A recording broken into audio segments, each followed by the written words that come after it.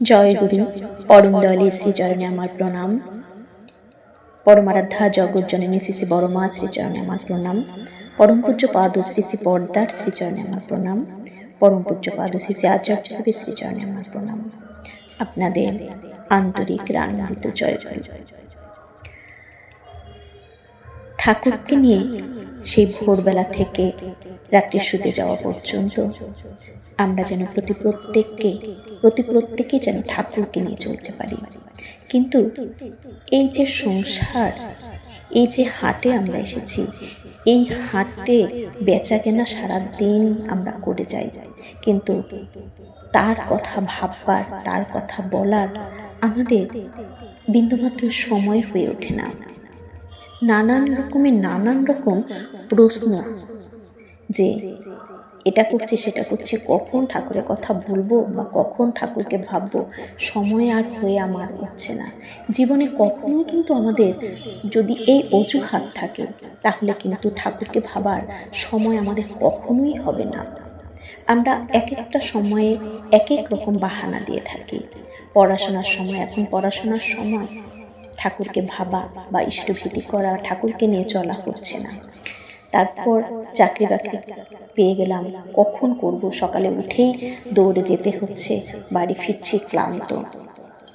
বিয়ে হয়ে গেল, সংসার, বাইরের কাজকর্ম, বাড়ির কাজকর্ম, সবার মন জুগিয়ে চলা, কোনোটাই আর হচ্ছে না। তারপর বাচ্চা কাচ্চা হয়ে গেল, এদের সামলাবো, সংসার সামলাবো না ঠাকুরের কাজ করব, হচ্ছে না। তারপর ছেলে মেয়ের বিয়ে হয়ে গেল, সংসারের দায়িত্ব দিন দিন আমাদের বেড়ে চলছে। শুধু এই বেচা কেনার মধ্যেই আমরা জীবনটাকে অতিবাহিত করছি।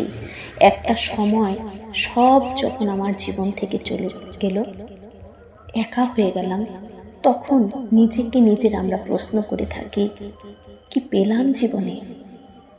সবার জন্য এত করে গেলাম, জীবনে কি পেলাম আমি? আমরা আসল বাদ দিয়ে নকলকে নিয়ে এতটাই জড়িয়ে পড়ি যে শেষের সময় এই ভাবনাটাই আমাদের সকলের মনে চলে আসে। তাই ঠাকুর তো দয়াল, তিনি তো পরম পিতা, তিনি আমাদের সবার পিতা। আমাদের জন্য তার অনেক ভাবনা, আমরা তাকে ভাবার সময় নাও পেতে পারি, কিন্তু তিনি প্রতিক্ষণে সকলের জন্য ভাবেন। দোষী অদোষী, খুনি ভালো মানুষ, যে যেমনই হোক, সবাই তার সন্তান, সবাইকে নিয়ে তার ভাবনা। তাই তিনি, আমরা যে এই যে সময় করে উঠতে পারি না, তবুও যেন একটু সময় তাকে দিই। তাই তিনি বললেন, রাতের বেলা অন্তত ঘুমোতে যাওয়ার সময় আমরা যেন এই কথাটা ঠাকুরকে বলে তারপর যেন আমরা ঘুমাই, শুয়ে পড়ি। তিনি কত কাতরভাবে সেই পিতা তার সন্তানের কাছে একটা বার ভাবুন, যে আমি আমার সন্তানের কাছে চোখের জল ফেলে বলছি যে তোর সময় নেই। যে বৃদ্ধ বাবা মারা থাকে, তারা তার সন্তানকে, আমরাও তো একদিন বৃদ্ধ হব, আমাদের সন্তানদের বলছি, তোর সারাদিন তোর সংসার, কাজকর্ম, ছেলে মেয়ে সবাইকে নিয়ে ব্যস্ত, আমাদের জন্য সময় নেই, কিন্তু বাবা সারাদিনে ঘুমোতে যাওয়ার আগে একটা বার আমার কাছে আসিস, একটু সময়ের জন্য, তাতেই আমি তৃপ্তি পাবো।